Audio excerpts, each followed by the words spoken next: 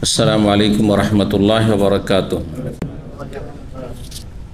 बिस्मिल्लाहिर रहमानिर रहीम। अल्हम्दुलिल्लाह वस्सलातु वस्सलामु अला रसूलिल्लाह। अम्मा बाद फ़क़द क़ाल इमाम अल-बुख़ारी रहमहुल्लाहु तआला हद्दसना अब्दुल्लाह इब्न मुहम्मदिन क़ाल हद्दसना अबू आमिर अब्दुल मालिक इब्न अम्र क़ाल हद्दसना इब्राहीम इब्न नाफ़ि अन कसीर इब्न कसीर अन सईद इब्न जुबैर अन इब्न अब्बास रज़ियल्लाहु अन्हुमा क़ाल लम्मा कान बैन इब्राहीम व बैन अहलिही माकान खरज बिइस्माईल व उम्मे इस्माईल व माअहुम शन्नतुन फ़ीहा माउन फ़जअलत उम्मु इस्माईल तशरबु मिनश-शन्नति फ़यदिर्रु लबनुहा अला सबीहा हत्ता क़दिम मक्का फ़वदअहा तहता दौहतिन सुम्मा रजा इब्राहीम इला अहलिही। अल हदीस।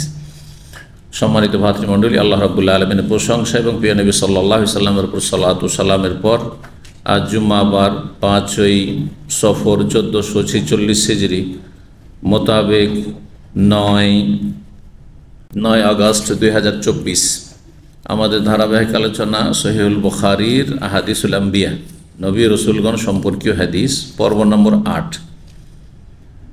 ইমাম বুখারী রাহিমাহুল্লাহর হাদিস নম্বর হচ্ছে 3365 এবং বিষয়বস্তু চলছে ইব্রাহিম আলাইহিস সালাম সম্পর্কীয় হাদিস, ইব্রাহিম এবং ইসমাইল আলাইহিস সালাম সম্পর্কীয় হাদিস। একটি লম্বা হাদিস, এর আগের হাদিসটি 3364 নম্বর হাদিস। ইব্রাহিম, ইসমাইল এবং হাজার তাদের ঘটনা সম্পর্কে, মক্কায় তাদেরকে যে রেখে গেলেন ইব্রাহিম আলাইহিস সালাম, হাজার এবং ছেলে ইসমাইলকে, এ সম্পর্কে আর সেটারই পরিপূরক আর একটি হাদিস, কিছু বাক্যের পার্থক্যের সাথে। বেশ কিছু বিষয় রয়েছে এই হাদিসটিতে, আছে, আগের হাদিসে ছিল না, কিন্তু অধিকাংশ বিষয়গুলি একই রকম। জি, তো এই জন্য বেশি বিস্তারিত আলোচনার কোনো প্রয়োজন নেই, আমরা শুধু অনুবাদ করে যাব, আর যেখানে বোঝাবার বেশি প্রয়োজন রয়েছে সেখানে একটু বিস্তারিত আলোচনা করব। বলছেন সঈদ ইবনে জুবাইর রাহিমাহুল্লাহ ইবনে আব্বাস রাদিয়াল্লাহু তাআলা আনহুমা থেকে বর্ণনা করেন। ইবনে আব্বাস বর্ণনাকারী সাহাবী আর সঈদ ইবনে জুবাইর তাবেঈ। আর এখানে ছিল হাদিসটি সঈদ ইবনে জুবাইরই বর্ণনা করেছে ইবনে আব্বাস থেকে, তাই একই হাদিস। তাই এখানে তাবেঈ আর সাহাবী একই, কিন্তু বাকি সনদের বর্ণনাকারীগুলি ভিন্ন ভিন্ন রয়েছে। জি, তার নিচে দেখেন যে তার নিচে সঈদ ইবনে জুবাইরের ছাত্র, এখানে কাসির ইবনে কাসির, আর এখানে সঈদ ইবনে জুবাইরের ছাত্র হচ্ছেন কাসির ইবনে কাসির ইবনে মুত্তালিব বিন আবি ওয়াদা, ইয়াজিদ ও আহাদুহুমা আল আখার একজন, আর আইয়ুব আস-সখতিয়ানি, দুইজন বর্ণনাকারী। এখানে ইমাম আইয়ুব সখতিয়ানি রয়েছেন, তার ছাত্র এখানে মামার, তার ছাত্র ইমাম আব্দুর রাজ্জাক ইয়ামানের ইমাম ছিলেন, তার ছাত্র হচ্ছেন আব্দুল্লাহ বিন মুহাম্মদ, তার ছাত্র ইমাম বুখারী।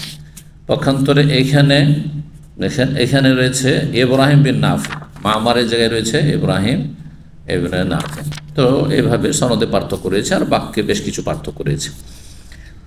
তো দেখা যাক কি বলছেন। ইবনে আব্বাস রাদিয়াল্লাহু তাআলা আনহুমা বলছেন, লাম্মা কানা বাইনা ইব্রাহিম ওয়া বাইনা আহলিহি মাকান, যখন ইব্রাহিম আলাইহিস সালাম এবং তার পরিবার, তার সহধর্মিণী সারা রাদিয়াল্লাহু তাআলা, সারা বড় স্ত্রী, যেটি আসলে স্ত্রী, আর হাজার তো ছিলেন দাসী। তো উভয়ের মাঝে, মানে স্বামী স্ত্রীর মাঝে একটু দ্বন্দ্ব বেঁধে যায়, মানে মতের মিল হয় না।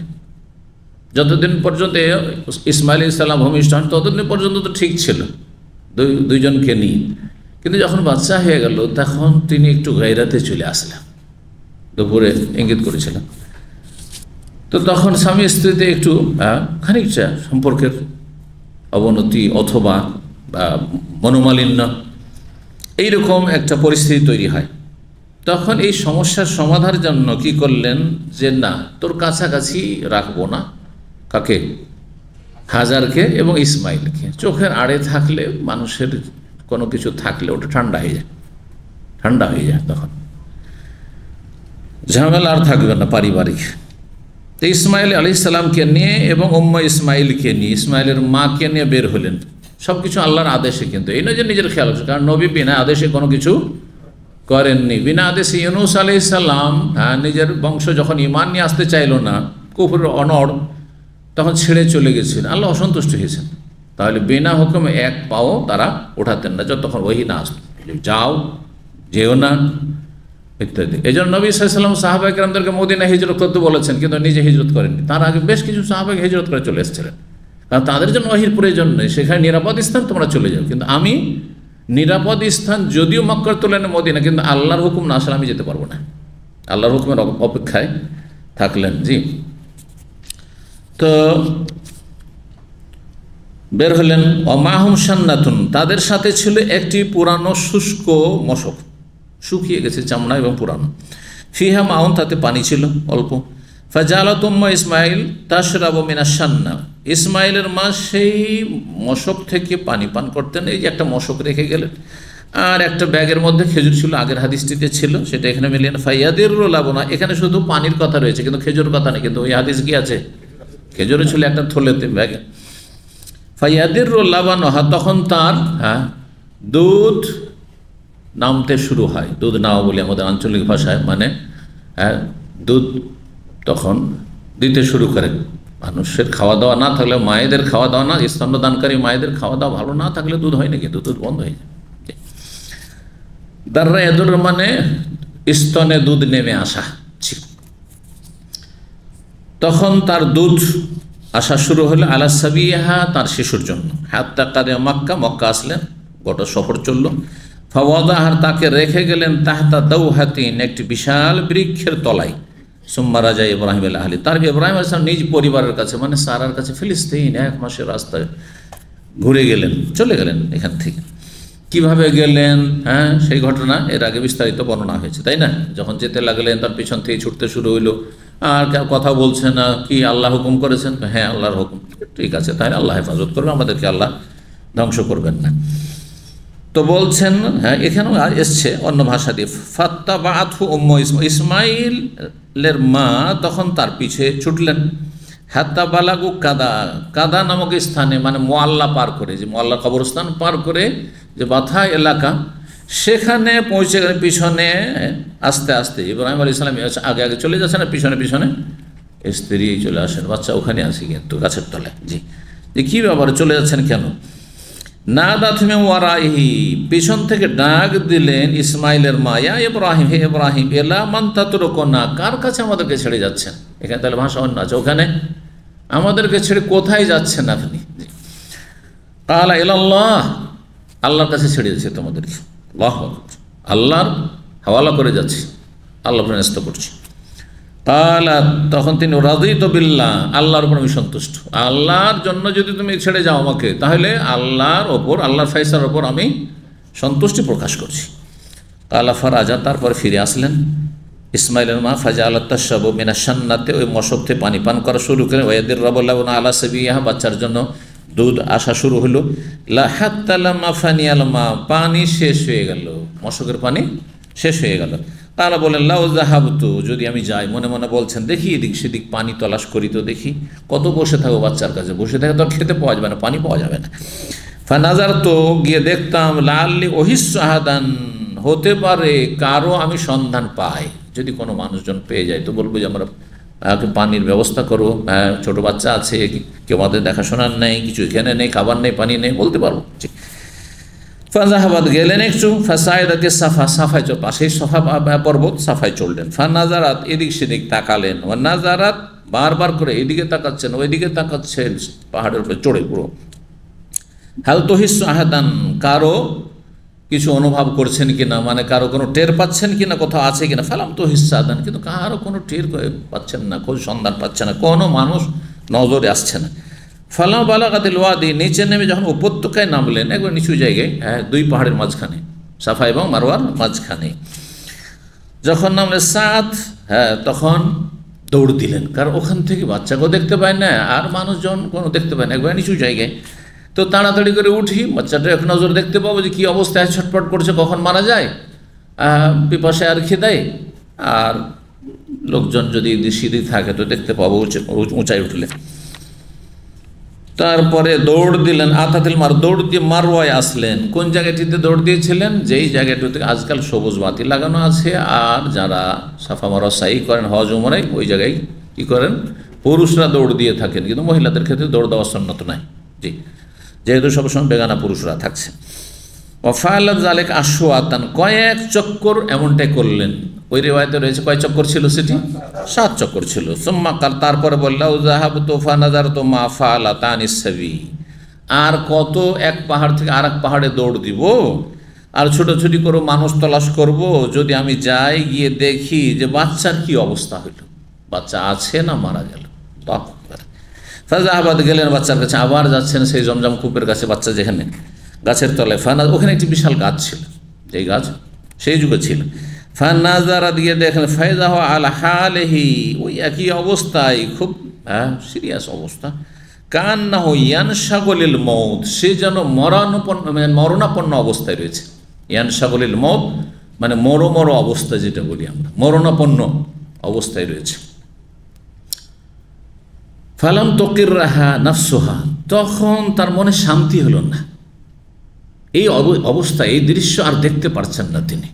বাচ্চার কষ্ট আর দেখে বরদাস্ত হচ্ছে না, মনটা অস্থির হয়ে উঠল। ফাকালাত, মনে মনে, লাউ যাহাবতু, যাই, আবার যাই, যদি কোথাও পানি সন্ধান পাই, কোনো মানুষের সন্ধান পাই। ফানাযারতু, গিয়ে দেখি, লাআল্লি ওয়াহিসু আহাদান, হতে পারে কাউকে পেতে পারি কোনো দিকে। ফাযাহাবাত, আবার গেলেন। ফাসাইদ, আবার সাফাই চলেন। ফানাযারাত ওয়া নাযারাত ফালাম তুহিস আহাদান, কাউকে পাচ্ছেন না। হাত্তা আতাম্মাত সাবআন, 7 বার পুরা করলো। তাহলে প্রথমবারে 7 বার পুরা হয়নি, প্রথমবারে 7 বার পুরা। আশওয়াত মানে কয়েক চক্কর দিলেন, হতে পারে 3 চক্কর দিলেন, 4 চক্কর দিলেন, 2 চক্কর দিলেন, এক কথায়। আশওয়াত সর্বনিম্ন বহু বচন হচ্ছে 2, আর এমনি আরবিতে বহু বচন হচ্ছে 3। এক বচন আর বহু বচন, তাই না? বাংলায় দ্বিবচন তো আর নেই, দ্বিবচন শুধু আরবিতে আছে। ওয়াহেদ, তাসনিয়া, জামা শুধু আরবি গ্রামারে আছে। বাংলায়, ইংরেজিতে ব্যাস, ওই ব্যাস, এক বচন বহু বচন, তাই না? তাহলে সর্বনিম্ন বহু বচন কত সমস্ত ভাষায়? 2 হলে বহু বচন হয়ে গেল। 2 জন হলে আমরা এসছি, বলেন না আমরা। তো যাই হোক, বারবার করে এরকম করলেন তিনি, 7 বার পুরা হয়ে গেল। সুম্মা কালা, তারপরে মনে মনে বলছেন, লাউ যাহাবতু ফানাযারতু, গিয়ে দেখি, মা ফালা, বাচ্চার অবস্থা কি হলো, বাচ্চা কি করছে। ফাইযা হাইবে সৌতিন, বাচ্চার দিয়ে এগিয়ে যাচ্ছেন, একটি যেন সাড়া শব্দ পাচ্ছেন। আগের রেওয়ায়তে কি রয়েছে, মারোয়ার ওপর থেকে আওয়াজটি পেয়েছিলেন। মারোয়ার ওপরে যখন 7 চক্কর পুরা হয়েছে তখনই আওয়াজটি পেয়েছিলেন। তো হতে পারে মারোয়া থেকে দুটো সমন্বয়, দুটোতে কোনো বিরোধ নেই। মারোয়াতে যখন 7 চক্কর কমপ্লিট হয়েছে তখন আওয়াজ শুনেছেন, তখন নেমে এসেছেন, যাই দেখি কি হচ্ছে। ফাকালা, তখন বলছেন আওয়াজ শুনে, ওই রেওয়ায়তে রয়েছে যে আওয়াজ শুনলাম না, এটা ভ্রম। অনেক সময় ভ্রম হয়। ছোটোকালের কথা মনে আছে, মাগরিবের পরে একটু অন্ধকার হইলে যখন আমরা হাঁটতাম, তো মনে হচ্ছে পিছন থেকে কেউ আমার দিকে ধাওয়া করে আসে, ধরার জন্য আসছে, সুড়সুড় করছে। ভয়ে ভয়ে আমি নিজে কত ঘুরে ঘুরে দেখেছি। তখন ভাবতাম যে কোনো জিনে আমাকে এরকম করছে নাকি। এগুলো আসলে ভ্রম, কিচ্ছু না। মনের ভিতরে যখন ভয় ঢুকে তখন এমনি মনে হয় যে কি আসছে যেন আমাকে ধরতে আসছে। এখন আবার কিছুই নেই, এখন রাতের অন্ধকার চলে এমনটা লাগবে না। জি। তো তারপরে বলছেন যে আগেস ইনকানা ইনদাকা খাইর, আপনার কাছে কোনো যদি কল্যাণ থাকে তো আমাকে বিপদ থেকে উদ্ধার করুন বা সাহায্য করুন। এগাসা ফরিয়াদ, ইস্তেগাসা মানে ফরিয়াদ কামনা করার, এগাসা মানে কারো ফরিয়াদ শোনা, অসহায় ব্যক্তির চাওয়া পাওয়া পুরা করা। অসহায় ব্যক্তি ডুবছে বা আগুনে জ্বলছে, ফেঁসে গেছে, উদ্ধার করার জন্য যে সাহায্যের জন্য কেউ এগিয়ে যায়, এটাকে এগাসা বলা হয়। তো যদি আপনার কাছে কোনো কল্যাণ থাকে, ভালাই থাকে, তাহলে আমাকে সাহায্য করুন। ফাইজা জিবরিল, দেখেন জিবরিল আলাইহিস সালাম, কালা ফাকালা বিআকিবিহি হাকাযা, জিবরিল তার পায়ের গোড়ালি দিয়ে তা কি করে আঘাত করলেন। ওয়া গামাযা আকিবাহু আল আরদি, আর তারপরে বর্ণনাকে দেখাচ্ছে তার গোড়ালি দিয়ে জমিনে আঘাত করে দেখানো, এইভাবে জিবরাইল কি করলেন, মাটিতে আঘাত করলেন জমজমের কূপের যায়। ফামবাসাকাল মাও, তখন পানি প্রবাহিত হইল, পানি ফোয়ারার মতো বের হতে শুরু হয়েছে জমিন থেকে জিবরাইল আলাইহিস সালামের পায়ের ধাক্কায়। আর সেই রিওয়ায়াতে রয়েছে আরেকটি বর্ণনা, সেটা হচ্ছে ডানার ধাক্কায়, তো হতে পারে, ওখানে সন্দেহ রয়েছে। এখানে একটি বর্ণনা ফাদাহিসাত, তখন তিনি হতভম্ব হয়ে উঠেছেন, আশ্চর্যজনক বিষয় যে এটা কি হলো, হঠাৎ করে পানি, এখানে তো একটু আগে তো আমি বারবার করে ঘুরে ঘুরে আসি, কোনো পানি ছিল না, আর হঠাৎ করে এখান থেকে পানি বের হওয়া শুরু হয়েছে জমিন থেকে। ইসমাইলের মা হতভম্ব হয়ে গেছেন। তখন তাড়াতাড়ি করে তিনি কি করতে লেগেছেন, গর্ত খনন করতে লেগেছেন, কারণ গর্ত না করলে পানিগুলো এদিক সেদিক বহে চলে যাবে, ছড়িয়ে ছিটিয়ে যাবে। আবুল কাসেম সাল্লাল্লাহু নবী সাল্লাল্লাহু আলাইহি আবুল কাসেম কে, নবী সাল্লাল্লাহু আলাইহি ওয়াসাল্লাম কুনিয়াত। বলছেন লাউ তারাকাতহু, যদি হাজার ছেড়ে দিত আপন অবস্থায় এই জমজম কূপকে বা জমজমের যে পানি উঠা শুরু হলো তখন, কানাল মাও জাহেরান, তাহলে পানি প্রকাশ্যমান হইত, তাহলে নদীর মতো ঝর্ণার মতো বইতে থাকতো, এইরকম কূপের মধ্যে সীমিত হয়ে যেত না। তাহলে ফাজাআলা তাশমিনাল মা, তখন সেই পানি পান করতে শুরু করলো। ওয়ায়াদিরু লাবানু আলা সাবিয়ার, বাচ্চার জন্য দুধও আসা শুরু হয়ে গেল স্তনে। কালা ফামাররা নাসু মিন জুরহুম, তারপরে জুরহুম বংশের কিছু লোক সেখান থেকে অতিক্রম করলো বিবাতনিল ওয়াদি, উপত্যকার নিচু এলাকা দিয়ে। আর নিচু এলাকাটি মিসফালা আর জারওয়ালের মাঝামাঝি এলাকা, ওই দিকটাই, অর্থাৎ যেদিক দিয়ে জেদ্দার রাস্তা, জেদ্দা হাইওয়ে যাচ্ছে সেই দিকটা, এই দিকে ওরা ছিল। কিন্তু তো ওই দিক থেকে এদিকে দেখতে পাচ্ছে জমজমের কাছে, তখন খোলা জায়গা, দেখতে পাচ্ছে যে কি পাখি উড়ছে, পাখি উড়ছে, যদিও পাহাড়ে ঘেরা এলাকা কিন্তু পাখি উঠছে। বলছেন যে ফাইজ আহমেদ তৈরিন, তারা দেখছেন যে একটি পাখির দল, পাখির ঝাঁকা, আন্নাহুম আনকারুজা, এটি দেখে তারা এটাকে অসাধারণ মনে করলো। এটা এবার কেমন পাখি উঠছে, এখানে তো কোনো পানি টানি থাকে না সাধারণত, আমরা তো প্রায় আসি এখানে, ওর আসা যাওয়া করি। ওয়াকালু, তারা বললো মায়া কোন তৈরি ইল্লা আলাম্মা, পানি তো এক না, পাখি তো একমাত্র পানি থাকলেই সেখানে উঠতে পারে, ভাবে পাখির ঝাঁক, তার মানে এখানে পানি আছে। বাসু রসুল, তখন তারা তাদের দূতকে পাঠালো। রসুল মানে তাহলে দূত। নবী রসুলকে রসুল কেন বলে? কারণ তিনি হচ্ছেন আল্লাহর দূত।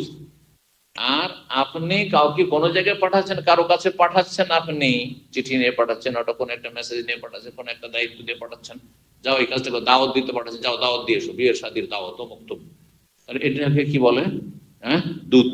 হ্যাঁ, এক দেশের আর এক দেশে যে দূত থাকছে, রাষ্ট্রদূত, হ্যাঁ, রাষ্ট্রীয় দূত, সে দূত। এক দেশ আর এক দেশ মেসেজ দিতে হবে, নিতে হবে, সেখানকার মেসেজ যোগাযোগ রাখতে হবে, কূটনৈতিক সম্পর্ক বলা হচ্ছে যেটাকে দূত, রাষ্ট্রদূত। জি, যদিও রাষ্ট্রদূতকে আরবিতে আজকাল সফির বলা হচ্ছে, কিন্তু এটা নতুন আরবি, আর আসল প্রাচীন আরবি হচ্ছে রসুল। রসুল মানে হচ্ছে দূত। আর ওইখানে দূত শব্দটি রসুল নেই, ওখানে আরেকটি শব্দ রয়েছে, আমার অনুবাদ করতে ওই লাইনটা ছুটে গেছিল, সেই জন্য এটা আমি এখানে অনুবাদ করি। বলছেন ফাকালু, জোরহম বংশের লোকেরা বলে ইন্না হাদা তাইরু লা ইয়াদুরু আলাম্মা, এই যে পাখি এর ঝাঁকটি, পাখির দল, লা ইয়াদুরু আলা, পানির ওপরই এরা ঘোরাঘুরি করছে। লা আহদনা বিহাদাল ওয়াদি, আমরা কিছুদিন আগেই তো এই উপত্যকায় এসেছিলাম, ওয়ামা ফিহি মা, এখানে তো কোনো পানি ছিল না। ফারসালু জারিয়ান আও জারিয়াইনে, সুতরাং তারা একজন দূত অথবা দুইজন দূতকে পাঠিয়েছিল। প্রথম দেখে আসো, সবাই না গিয়ে দেখে আসো ব্যাপারটা কি, ওখানে পাখিগুলো উঠছে কেন, একজনকে অথবা দুজন। তাহলে অতিরিক্ত জানতে পারলাম যে তারা একজন অথবা দুইজনকে পাঠিয়েছেন। জারিয়ান মানে রাসূলান, কোন দূত? যেই দূত দ্রুত বেগে চলতে পারে, যারা এজরি মানে দৌড় দেওয়া, তাহলে যারা ছুটে যেতে পারে আর দ্রুত একটা সংবাদ নিয়ে আসতে পারে, এইরকম দূত পাঠালেন। এটা একটি অর্থ। আর একটি অর্থ জারিয়ন মানে হচ্ছে মজদুর। মজদুর, জন মজুর কি বলেন আপনারা? জন মজুর বলেন না শুধু জন বলেন? কোন এলাকায় শুধু জন বলে, কোন এলাকায় পাইট বলে, হ্যাঁ, কামলা, এগুলো আঞ্চলিক ভাষা। আর আসলে মজুর বা মজদুর, মজুর অথবা মজদুর, যারা মজুরি করে দৈনিক। তো জারিয়ান মানে সেটা আজিরান, আজির আসলে আরবি, আপনাদেরকে আজির বলা হয়, কিন্তু যারা কাজ করছেন এখানে না, চাকরি করছেন কোম্পানিতে, এদের আপনার পাসপোর্ট অফিস জাওয়াজাতের ভাষায় কিন্তু আজির। হ্যাঁ, আমেল মানে লেবার, আর আজির মানে মজদুর। এই শব্দটা প্রয়োগ হচ্ছে, কিন্তু ব্যবহার করছে। যাই হোক, ফিরে আসে। তাহলে পাঠালেন, আর তারপরে তখন তারা খবর নেই, ফাইজ আহম বিল মা, তারা গিয়ে দেখে সেখানে আসলেই তো পানি আছে। ফারাজাও, তারা ফিরে আসলো, ফাখবারহুম বিল মা, পানি সম্পর্কে ওই জোরহমের যে একটা কাফেলা ওখানে অবস্থান করছে, সেখানে এসে তারা খবর দিল। ফাখবর, তখন তারা সবাই চলে আসলো, সবাই পানির কাছে চলে আসলো, কারণ আরবে পানির বড়ই অভাব, আর বিশেষ করে মক্কায় তো আরো বেশি। এখন ওই হাদিস আমরা চলে আসি, তাহলে বলছেন যে ওই যে দূত আসলো, ফানাজারু, দেখলো, ফাইজাহুম বিল মা, পানি পেলো, ফাতাহুম, তাদের কাছে আসলো, ফাখবারাহুম, তাদেরকে খবর দিল যে হ্যাঁ পানি আছে সেখানে। ফাতাউ ইলাইহা, সেই পানির কাছে চলে আসলো তারা। ফাকাউ, এসে বলল, ইয়া উম্মা ইসমাইল, হে ইসমাইলের মা, আতাজানিনা লানা আন নাকুনা মাকি, আপনি কি আমাদেরকে অনুমতি দিচ্ছেন যে আপনার সাথে এখানে আমরা বসবাস করব, অথবা আপনার এখানে আমরা থাকবো? হ্যাঁ, আও নাসকুনু মাক, মানে আপনার সাথে বসবাস করব, মাকে। ফাবালাগা ইবনুহা, তারপরে বলে হ্যাঁ ঠিক আছে, অসুবিধা নেই, আমি তো চাই যে লোকজন এখানে তো বসবাস করবো, আমি একাই আছি। ফালাগা ইবনুহা, তারপরে তার ছেলে ইসমাইল ধীরে ধীরে বড় হয়ে কি হয়ে গেল, বালেগ, মানে সাবালক হয়ে গেল। ফানাকাহা ফিম ইমরাতান, তাদেরই একজন মেয়েকে কি করলো, বিয়ে করলো। কালা, ওই হাদিসে রয়েছে বড় সুন্দর সুঠাম হয়ে উঠলো, আর বড় আকর্ষণীয় উঠলো, আর সবাই তাকে ভালোবাসতে আদর করতে শুরু করলো, আর তারাই প্রস্তাব দিয়ে নিজের বংশে বিয়ে দিয়ে দিল। এটা যেমন তোর কথা না, আরব দেশে এখন পর্যন্ত নিজের বংশের অন্য বংশে বিয়ে করাটা বড়ই ঝুঁকিপূর্ণ। আমাদের এখানে একজন ইয়ামানি আছে, সৌদি আরব, ইয়ামান পর্যন্ত একটা গরিব রাষ্ট্র, সেখানেও সে বলছে যখন আমি বিভিন্ন জায়গায় ছেলে মেয়েদের বিয়ে শাদী দিলাম, হ্যাঁ, তখন অবাকে বলছে, সুবহানাল্লাহ, আমি যদি আমার বংশ ছাড়া বাইরে বিয়ে করি তাহলে গোটা বংশ আমাকে কাট করে দিও, একদম বয়কট করে দিও, কোনো সম্পর্ক রাখবে না। মানে একবার ত্যায্য পুত্র যেটা হয়, ত্যায্য বংশ, বংশ থেকে বের করে দিও একবার, বোঝা গেছে না? তো এদের মধ্যে বংশীয় জাতীয়তাটা ওই 1400 বছর আগে শুধু ছিল না, এখন পর্যন্ত। সেই জন্য এটা ব্যতিক্রম যে একটা আগন্তুক ব্যক্তি বিয়ে দেওয়া ইসমাইলের সাথে, যেমন তাহলে কেমন প্রিয় হয়ে উঠেছিল তাদের কাছে। তো যাই হোক, তো বলছেন যে বিয়ে দিয়ে দিল। কালা সুম্মা ইন্নাহু বাদা আলী ইব্রাহিম, তারপরে ইব্রাহিম আলাইহিস সালাম তো রেখে চলে গেছেন, বেশ কিছুদিন হয়ে গেছে, সাবালক হয়ে গেছে, ছেলেকে 1.5-2 বছর বয়সে রেখে গেছেন যখন দুধ পান করছিল, তারপরে সাবালক হয়েছে, বিয়ে হয়ে গেছে, তারপর আছে, তাহলে কতদিন পরে এসেছেন কমপক্ষে? হ্যাঁ, 15 বছর আগে তো বিয়ে হয়নি, হ্যাঁ 14-15 বছর কমপক্ষে সাবালক হয়ে, তাহলে অন্তত 13-14 বছর পরে এসছেন। আসার পরে তখন বলছেন যে ইব্রাহিম আলাইহিস সালামের কাছে বিষয়টি স্পষ্ট হইল যে আমার দিন হয়ে গেল, যাই, মানে তার মনে মনে আসলো এই কথা, বাদা ইব্রাহিম, মানে মনে মনে এই কথা আসলো যে যাই আমি দেখে আসি। ফাকাল আলী আহলিহি, তারপরে তার পরিবারকে, মানে সারাকে বললো, ওখানে ইন্নী মুত্তালিউন তারিকাতি, আমি আমার স্বজনকে, যে স্বজনদেরকে রেখে এসেছি, হাজারকে আর ইসমাইলকে, তাদেরকে আমি দেখতে যাব। আল্লাহ ফাজা আসলেন, ফাসাল্লামা, সালাম দেন, ফাকরা আইনা ইসমাইল, বাড়িতে এসে সালাম দিচ্ছেন, মানে তার বউ আছে, কিন্তু ইসমাইল নেই বাড়িতে, বাইরে গেছে। ইসমাইল কোথায়? ফাকালাত ইমরাও, তার স্ত্রী বলল, জাহাবা ইয়াসিদ, সে শিকার করতে গেছে। আর ওখানে ছিল কি, আমাদের জন্য জীবিকার সন্ধানে গিয়েছে। জীবিকার সন্ধান কি ছিল? শিকার, বা তার পেশাই ছিল পশু পাখি শিকার করা, যেটা বলেছিলাম তখন। জি, তাকে বলিও, ইন্নাহু ইযা জা, যখন আসবে, গাইয়ের আতাবাতা বাইত থেকে, তোমার বাড়ির চৌকাঠটাকে তুমি পরিবর্তন করে দিও। এখানে আরেকটু সংক্ষেপ করে দিয়েছে, জিজ্ঞাসা করেছিল তোমাদের কেমন জীবন যাপন চলছে, আর্থিক অবস্থা কেমন, খাওয়া দাওয়া কি চলছে। ও বড় কষ্টে আছি, আর খুব খারাপ জীবন যাপন হচ্ছে, কষ্ট, বড়ই কষ্ট, আর বড়ই টানাটানি অবস্থায় আছে, ইত্যাদি। এই যে অভিযোগ, এটা পছন্দ হয়নি বাবাকে, যে এটা অকৃতজ্ঞ, না শুকরি, না শুকর গুজার। ফালাম্মা যা, যখন ইব্রাহিম আসলেন, আখবারাতহু, জানালেন যে একজন বৃদ্ধ মানুষ এসেছেন। ফাকালা, বললেন, আনতে যাক, আর তারপরে এই কথা বললেন যে বলেছে বাড়ির চৌকাঠটা পরিবর্তন করে দিতে। বুঝলাম না কেন চৌকাঠটা চেঞ্জ করতে বলছে। বলছে ও তুমি আনতে যাক, ওই যে চৌকাঠ, ওইটি হচ্ছে তুমি, আনতে যাক মানে তুমি হচ্ছে সেই চৌকাঠ। ফাজহাবি ইলা আহলিকা, সুতরাং তোমার পরিবারে তুমি চলে যাও। আমার আব্বা উনি এসেছিলেন আর বলেছেন তোমাকে তালাক দিয়ে দিতে। তারপর আবার কিছুদিন হইলো, আর ইব্রাহিম আলাইহিস সালাম চিন্তা করলেন যে যাই, আমি গিয়ে আবার ছেলেকে আর হাজার স্ত্রীকে দেখে আসে। ফাকাল লি আহলি, নিজের পরিবার সারাকে বললেন, ইন্নী মুত্তালিউন তারিকাতি, আমার যে স্বজনদেরকে ছেড়ে এসেছি তাদেরকে দেখতে যাব। কাল ফাজা আসলেন, আর এসে বলছেন আইনা ইসমাইল কোথায়? এবারও দেখা সাক্ষাৎ মিলল না। ফকালাত, আপনারা চিন্তা করতে পারেন, তো দেখা হইল না তো অপেক্ষা করবে 2-4-10 দিন, তাই না? কিন্তু এমন জীবনযাপন ছিল না তখন। গিয়েছে গিয়েছে শিকার করতে, মাস কেউ মাস, হয়তো 3 মাস আসবে না, 6 মাস আসবে না, কখন আসে কোনো ঠিক নেই। এত সহজ মনে করিয়েন না রুজি রোজগার। এটা মাত্র 50-60 বছর আগে আরব দেশে এরকম ছিল। স্ত্রীকে রেখে গিয়েছে, কোনো খোঁজ খবর নাই, কোথায় আছে, বেঁচে আছে না মারা গেছে। আমাকে একজন বড় ক্যাপ্টেন দাম্মামের, আজকে থেকে 20 বছর আগে, তার সাথে আমার খুব পরিচয় ছিল। তো সে বলছে সুবহানাল্লাহ, লোকটা বাহ্যিক কোনো দাড়ি নাই, দিনদারি বাহ্যিক কিছু নেই, কিন্তু আখলাক চরিত্র অমায়িক। এরকম কিছু লোক আছে, আল্লাহ পুরোপুরি হেদায়েত দান করবে। তো সে বলছে তার আল্লাহর নিয়ামতে একটা মূল্যায়ন কদর আছে, অহংকার নেই, নাহলে আমার সাথে ওর খাতিরে কি প্রয়োজন, তাই না?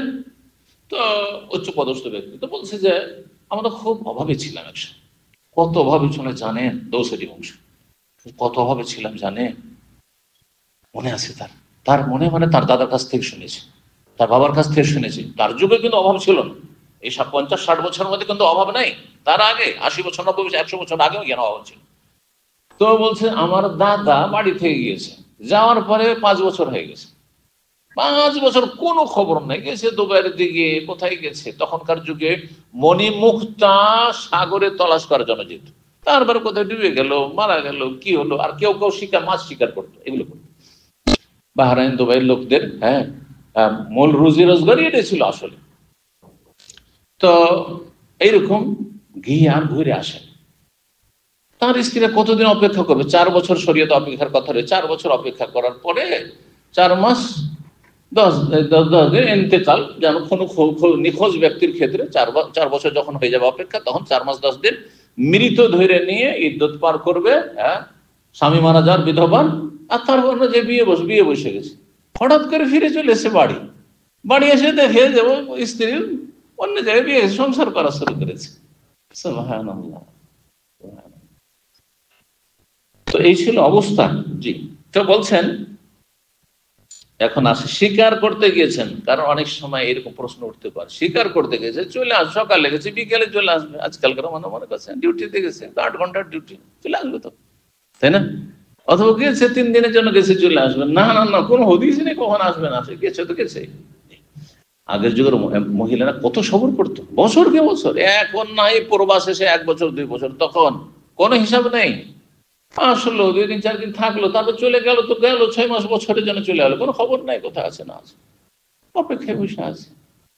কত কষ্টের জীবন ছিল, আল্লাহ শুকরিয়া দেখুন। এখন তো সকাল বিকেল, হ্যাঁ, মিনিটে মিনিটে মুহূর্তে খবর নিচ্ছেন। হ্যাঁ, একটু দিয়ে খবর, একটু মাথার ব্যথা হইলো খবর, সামান্য একটু খবর দিয়ে টেনশনে ফেলে দিচ্ছেন আপনি, ওই স্ত্রীকে, আর আপনাকে ও টেনশনে ফেলে দিচ্ছেন।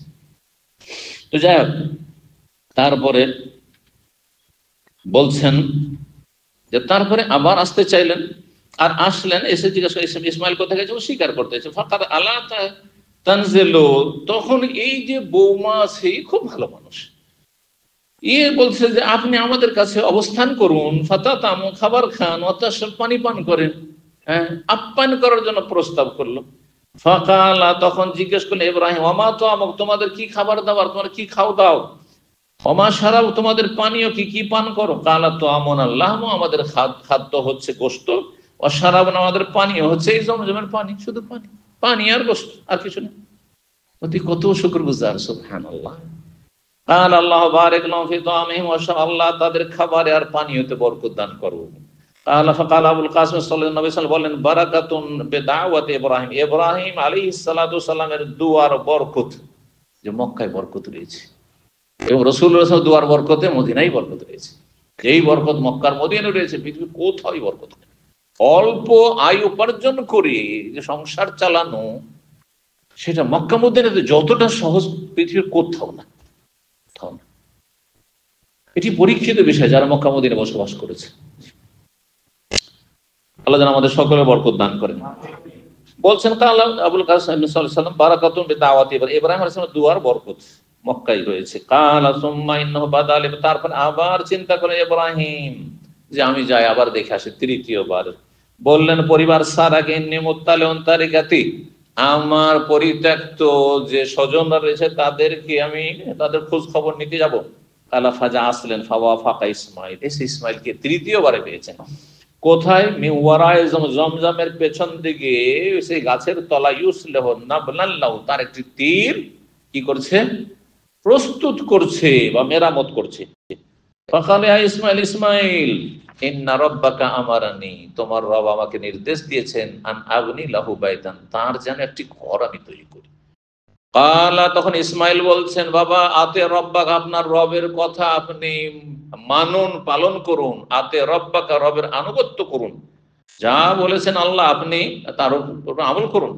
কালা ইন্নাহু কাদ আমারানি, তিনি এটাও হুকুম করেছেন আমাকে, আনতুইনানি আলাইহি, যে আমাকে তুমি সহযোগিতা করবে এই ঘর নির্মাণের জন্য। আমি একা একা তো করতে পারবো না, হ্যাঁ, তোমাকে সাহায্য সহযোগিতা করতে হবে, এটাও আল্লাহর হুকুম।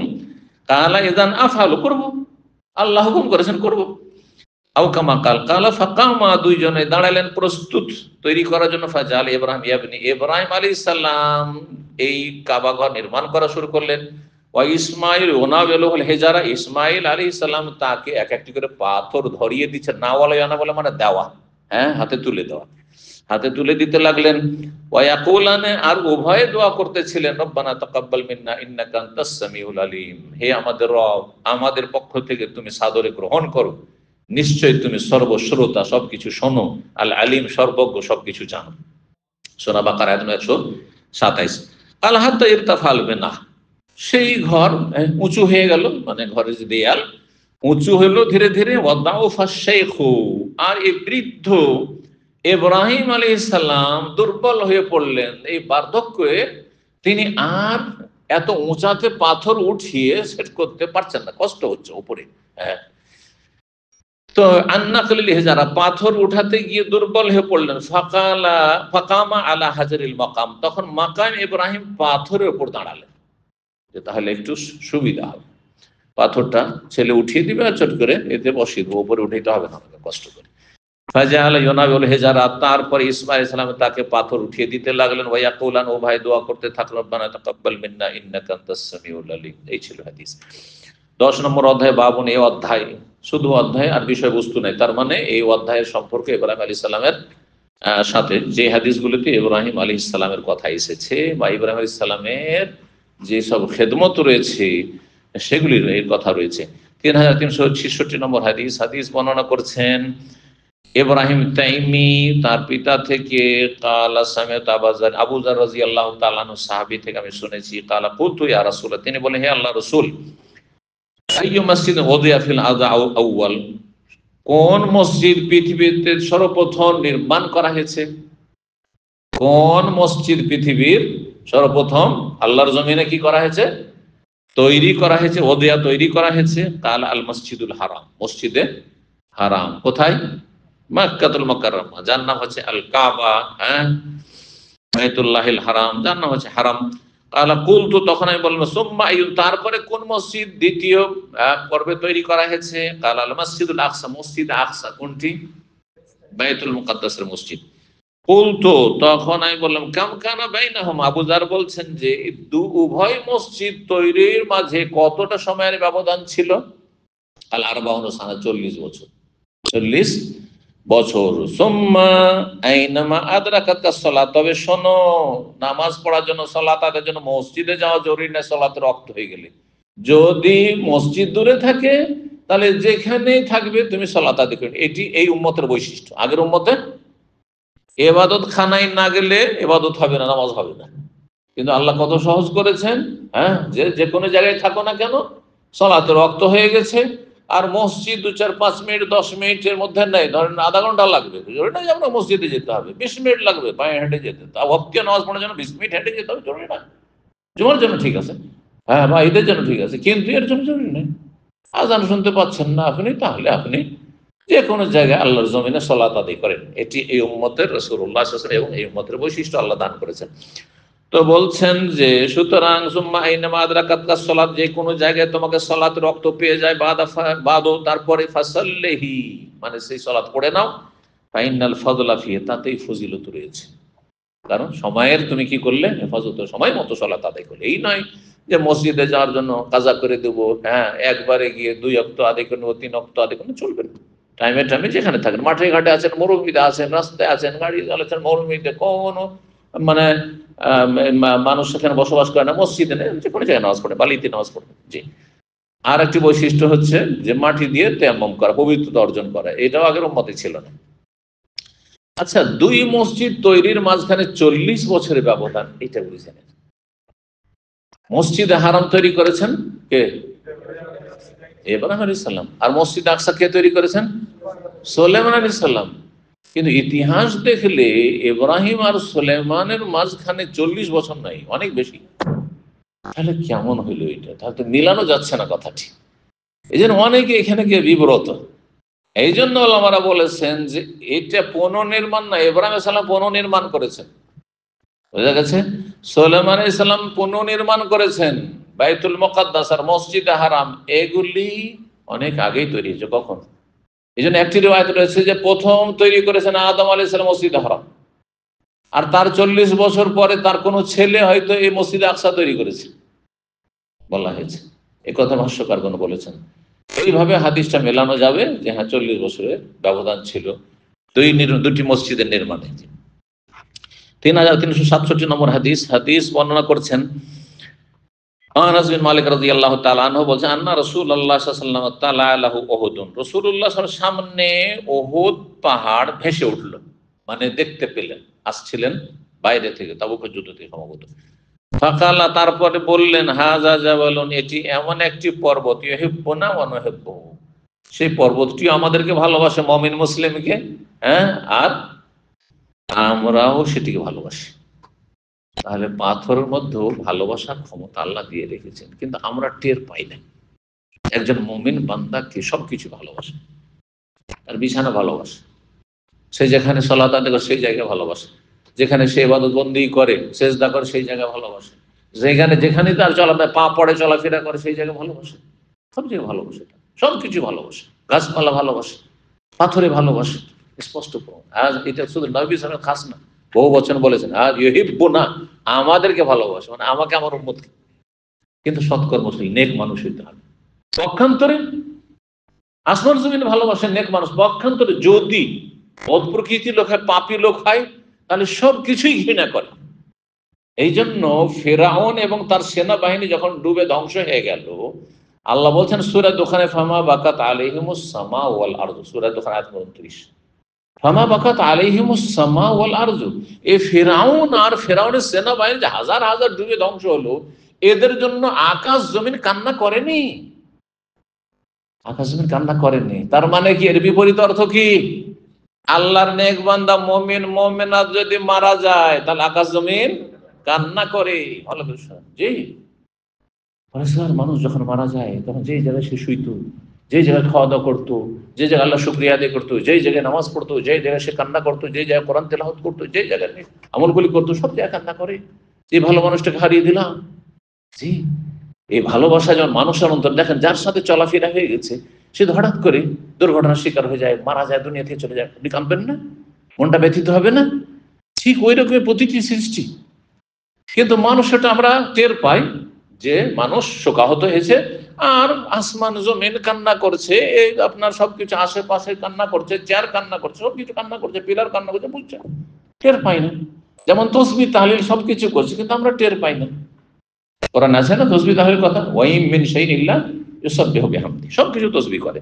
জি, ওয়ালাকিন লা তাফকাহুনা তাসবিহাহুম, সেসবের তসবিহ তোমরা বুঝো না, তাদের ভাষা বুঝি না।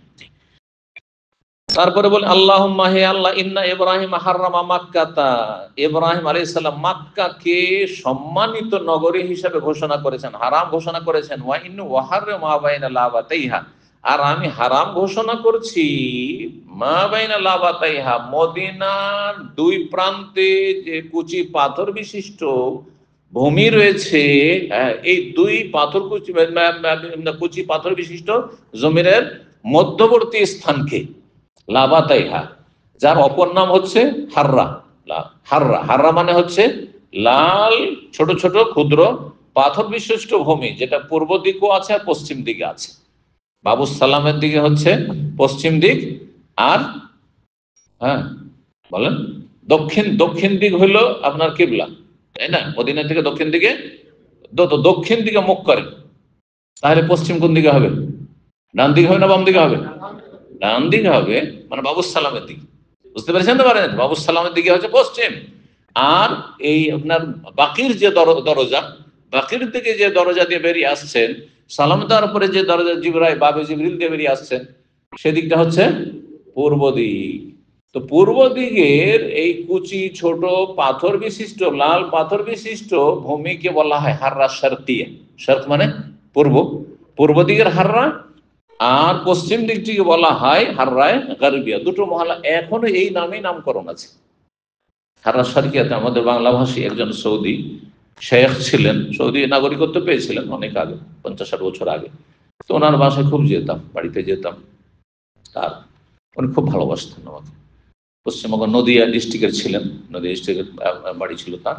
আর তার শ্বশুর সাহেব ছিলেন মৌলানা আলিমউদ্দিন নদিয়াবি, যিনি বাংলাদেশে হিজরত করে গিয়ে এতে আপনার যে পাঁচরক্ষীতে যে মাদ্রাসা আছে না, পাঁচরক্ষী মাদ্রাসা আপনাদের তো এই ছেলে পড়ছে দুজন ভাই, হ্যাঁ আপনার ছেলে পড়ছেন না মাদ্রাসা? ওই মাদ্রাসার নাম কি? 2500 পাঁচরক্ষী না? দারুল হাদিস সালাফিয়া মাদ্রাসা। ওখানকার মুহাদ্দিস ছিলেন একসময়, শেখুল হাদিস, খুব বড় মুহাদ্দিস ছিলেন মাওলানা আলিমউদ্দিন নদিয়াবি। তো তিনি এই শেখ নসরুল্লাহ সাহেব যে মদিনায় সৌদি নাগরিক, তিনি দ্বিতীয় যে বিয়েটা করেছিলেন, দ্বিতীয় স্ত্রী হচ্ছে এই মাওলানা আলিমউদ্দিন নদিয়াবির মেয়ে। জি। তার একটি ছেলে এবং একটি মেয়ে ছিল, ছেলেটার নাম আব্দুল সালাম ছিল, ছোট্ট ছেলে ছিল তখন। আপনার ওই 10-12 বছরের, যখন মদিনা আমি পড়াশোনা করতাম। ছেলে বড় হয়ে গেছে এখন। আর তিনিও মারা গেছেন। এখানে দাম্মাম আসার পরে শুনতে পেলাম যে শেখ নসরুল্লাহ সাহেব অসুস্থ আছেন, মদিনায় গিয়ে তার বাড়িতে একবার দেখা করে আসলাম। আর তার কিছুদিন পরে তার ছেলেরা, ওদের যোগাযোগ নাম্বার ছিল, তো জিজ্ঞেস করলাম, তো বলছে মারা গেছেন রাহিমাহুল্লাহ তাআলা। মদিনা ইউনিভার্সিটির মাধ্যমিকের শিক্ষক ছিলেন তিনি। মদিনা ইউনিভার্সিটিতে মাধ্যমিক, উচ্চ মাধ্যমিক সব আছে কিন্তু। তো ওই এলাকা হাররা শারকিয়া বলা হয় পূর্ব দিকে। আর বাবুস সালাম থেকে আপনি যখন 1.5-2 কিলোমিটার চলে যাবেন, ওই এলাকাটিকে হাররায় গারবিয়া বলা হয়। তাহলে পশ্চিম আর পূর্ব দিকের সীমানা হয়ে গেল হারামে। আর উত্তর দক্ষিণ দিকের সীমানার কথাও আয়ের এবং সওর পাহাড়ের কথা এর আগে আলোচনা করেছি বিস্তারিত।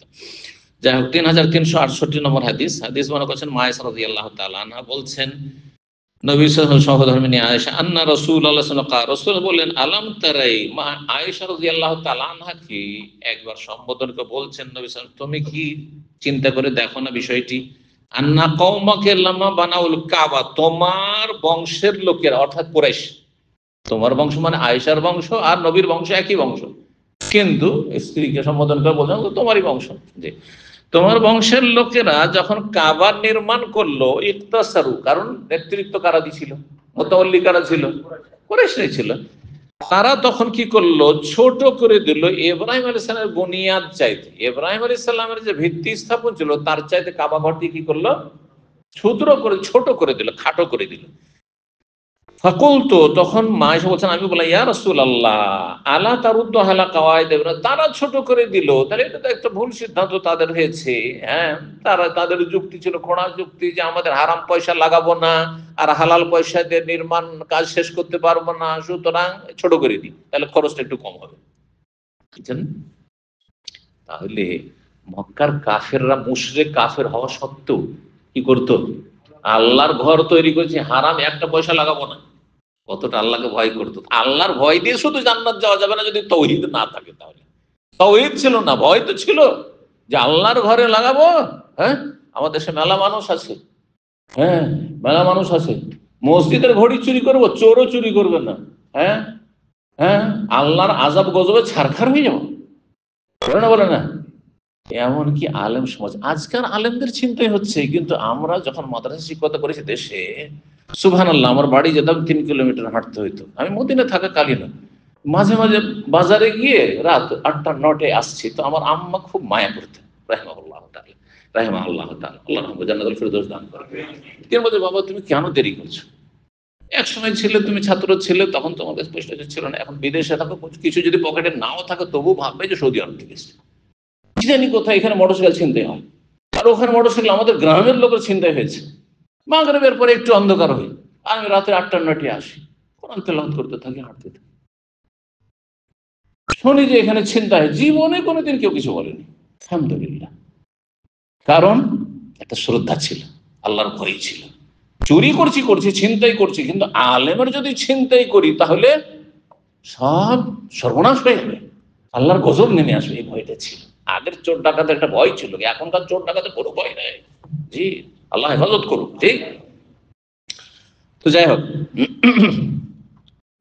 বলছেন যে আপনি কি ইব্রাহিম আলাইহিস সালামের ভিত্তিতে ফিরিয়ে দেবেন না, করেন, হ্যাঁ, পুনর্নির্মাণ করেন।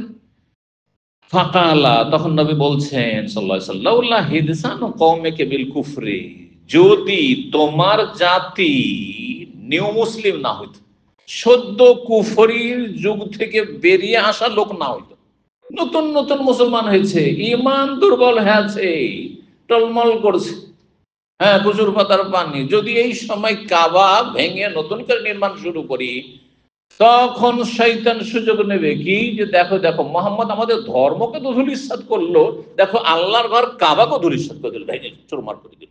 তার মানে কত বড় খারাপ মানুষ, বলার সুযোগ পাবে না, পাবে না?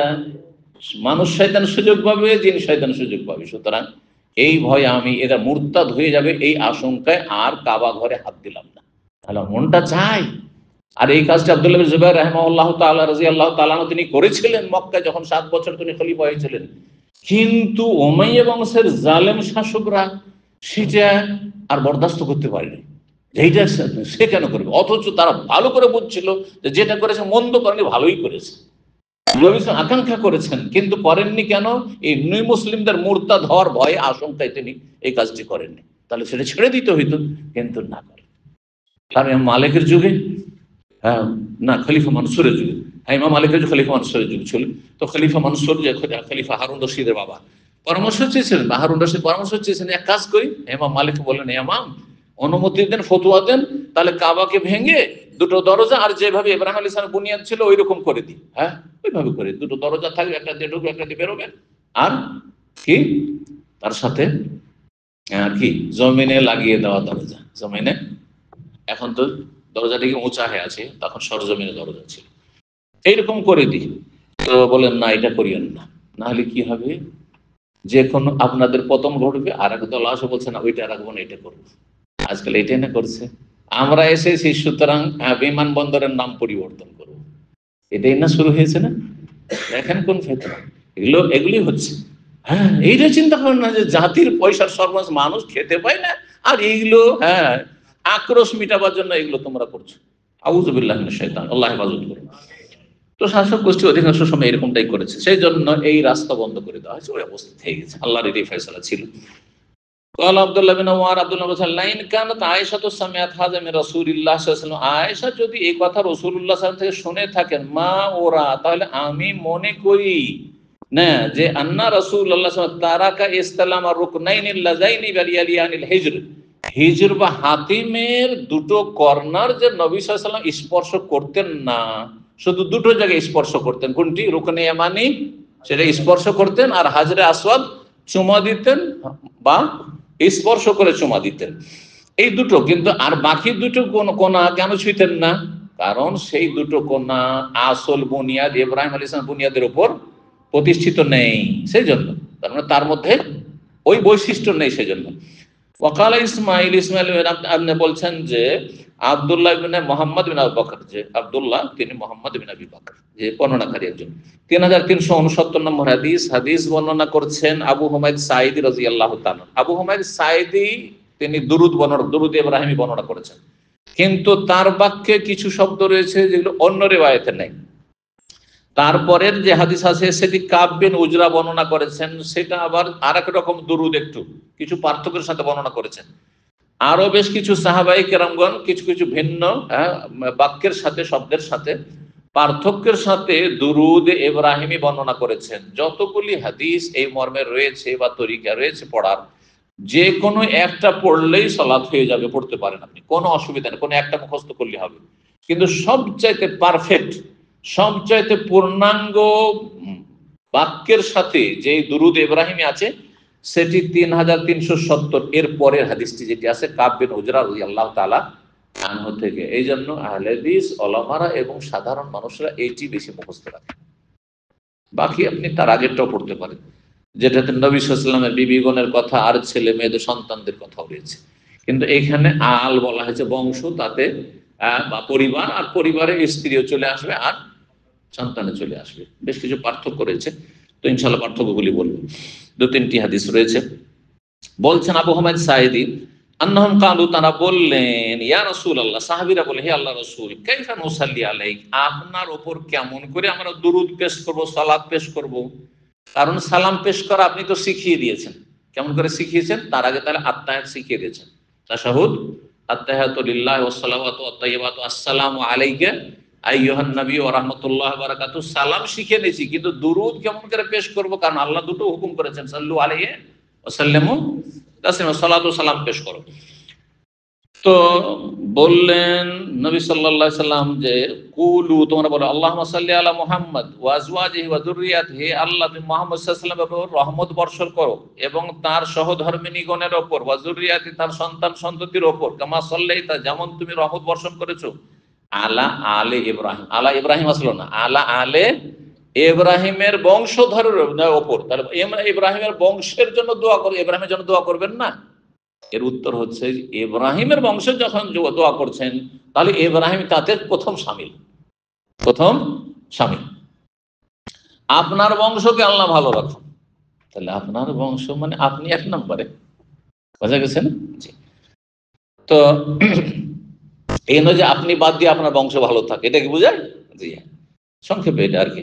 ওয়াবারিক, এই যে আল্লাহ মানে ওয়াবারিক আলা মুহাম্মদ, আল্লাহ বরকত দান করো মুহাম্মদ সাল্লাল্লাহু আলাইহি ওয়াসাল্লামের প্রতি, ওয়াজওয়াজি, তার স্ত্রীদের প্রতি, ওয়াজুরিয়াতি, তার সন্তান সন্ততির প্রতি, কামা বারাকতা আলা আলে ইব্রাহিম, যেমন তুমি বরকত দান করেছো ইব্রাহিম আলাইহিস সালামের বংশের উপর, ইন্নাকা হামিদুম মাজিদ, নিশ্চয় তুমি প্রশংসিত আর সম্মানিত। 3370 নম্বর হাদিস। হাদিস বর্ণনা করছেন আব্দুর রহমান ইবনে আবি লাইলা, তিনি বলেন, লাকিয়ানি কাব ইবনে উজরা, আমার সাথে সাক্ষাৎ ঘটলো কাব বিন উজরা রাদিয়াল্লাহু তাআলা আনহু, সাহাবী। তিনি বলেন, আলা উহদিলাকা হাদিয়াতান, সাহাবী বলছেন, তোমাকে একটি উপঢৌকন দেব, হাদিয়া দেব। সেই যুগে এলেমের হাদিয়া দেওয়া হইতো, তালিমের হাদিয়া দেওয়া হইতো। আর এখন শিখাচ্ছি, কোনো হাদিয়া, সাহিত্য তো জীবনে কোনোদিন হাদিয়া দেয়নি, তাই না? আল্লাহ উহুদিল্লাহ হাদিয়া, তোমাকে একটি হাদিয়া দেব, কি সামিআতু মিনান নবী, যেই হাদিয়া, সেই গিফটের কথা নবী সাল্লাল্লাহু আলাইহি ওয়াসাল্লাম থেকে শুনেছি। ফাকুলতু, বালা, অবশ্যই দেন। ফাআহদিহালি, ফাআহদিহালি, আমাকে হাদিয়া দেন। ফাকালা সাআলনা রাসূলুল্লাহ, তখন সাহাবী কাব বিন উজরা বলছেন, আমরা রাসূলুল্লাহ সাল্লাল্লাহু আলাইহি ওয়াসাল্লামকে একবার জিজ্ঞেস করলাম, বললাম, ইয়া রাসূলুল্লাহ, কাইফা সালাতু আলাইকুম আহলাল বাইত, আপনাদের উপর, আপনার পরিবারের উপর, আহলে বাইতের উপর কেমন করে আমি সালাম সালাত পেশ করব? কারণ আল্লাহ তো শিখিয়ে দিয়েছেন যে আমরা সালাম কেমন করে পেশ করব, তার মানে অলরেডি তাদের আত্মাহাত শিখা হয়ে গেছে। ফাকালা, তখন বললেন, কুলু, এইভাবে বলো, আল্লাহুম্মা সাল্লি আলা মুহাম্মদ ওয়া আলা আলি মুহাম্মদ কামা সাল্লাইতা আলা ইব্রাহিম, দেখেন ইব্রাহিমের উপর, ওয়া আলা আলি ইব্রাহিম, তারপর ইব্রাহিমের বংশ, ইন্নাকা হামিদুম মাজিদ, আল্লাহুম্মা, ওখানে আল্লাহুম্মা নেই, ওয়া বারিক আছে, আল্লাহু বারিক আলা মুহাম্মদ ওয়া আলা আলি মুহাম্মদ কামা বারাকতা আলা ইব্রাহিম ওয়া আলা আলি ইব্রাহিম ইন্নাকা হামিদুন, এটা সবচেয়ে পূর্ণাঙ্গ, পূর্ণাঙ্গ। এই জন্য এটাই অধিকাংশ আহলে হাদিসরা পড়ে থাকে ভারত বাংলাদেশে। তো এর অর্থ করতে হবে, জানা আছে অর্থ, তাই না? জি। একটি সংশয় এখানে হয় যে, হে আল্লাহ, তুমি নবীর ওপর রহমত বর্ষণ করো, নবীর বংশের উপর কি করো, আলে বাইতের রহমত বর্ষণ করো। কেমন রহমত? যেমন তুমি ইব্রাহিম এবং ইব্রাহিমের বংশের উপর রহমত বর্ষণ করেছো। তাহলে কোনো কিছুর সাথে যদি তুলনা করেন, যার সাথে তুলনা করছেন সেটা বেশি মজবুত না? বুঝেন না, বুঝেন না কথাটি? যদি বলেন যে এই লোকটি সিংহ পুরুষ, মানে সিংহের মতো, তো তার মানে সিংহের চাইতে বেশি শক্তি আছে না কম আছে? কম আছে। তাহলে এখানে যে তুলনা করে দোয়া শিখাচ্ছেন, দরুদ শিখাচ্ছেন, যে যেমন ইব্রাহিমের বংশধর, ইব্রাহিমের উপর রহমত বর্ষণ, ওই রকম রহমত, তার মানে নবীর বংশধরের উপর রহমতটা কি ইব্রাহিম আলাইহিস সালামের বংশধরের চাইতে কম? তাহলে না, এটা সবসময় হয় না, সবসময় হয় না, অনেক সময় ব্যতিক্রম হয়। যার সাথে তুলনা করছেন তার চাইতে শক্তিশালী যাকে তুলনা করছেন হতে পারে। তারপরে আরেকটা ব্যাখ্যা করা হয়েছে যে ইব্রাহিম আলাইহিস সালামের বংশে অনেক নবী, ঠিক কিনা?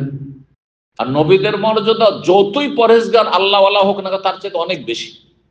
এই দিকটা যদি খেয়াল করেন, এটাকে যদি মানে আপনি সামনে রাখেন, তাহলে ওই দিক থেকেও ইব্রাহিম আলাইহিস সালামের বংশে কিন্তু অনেক শ্রেষ্ঠ ব্যক্তি ছিলেন, তাই না? আম্বিয়া রাসূলগণ, কারণ ইব্রাহিমের পর যত নবী সব তার বংশে। পক্ষান্তরে নবী সাল্লাল্লাহু আলাইহি ওয়াসাল্লামের বংশে আর কোন নবী আছে? তারপরে তারপরে তার কোনো নবী নেই।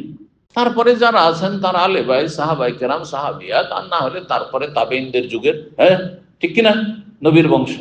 তো নবীর বংশের যারা নবী নয় আর ইব্রাহিম আলাইহিস সালামের বংশের নবী, কারা বেশি শ্রেষ্ঠ হবে এদিক থেকে? ইব্রাহিম আলাইহিস সালামের বংশ শ্রেষ্ঠ হবে, বুঝতে পেরেছেন?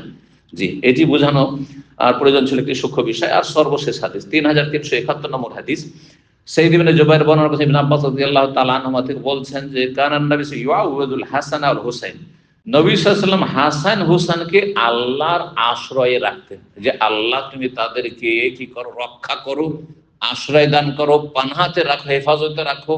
হ্যাঁ, কিস থেকে?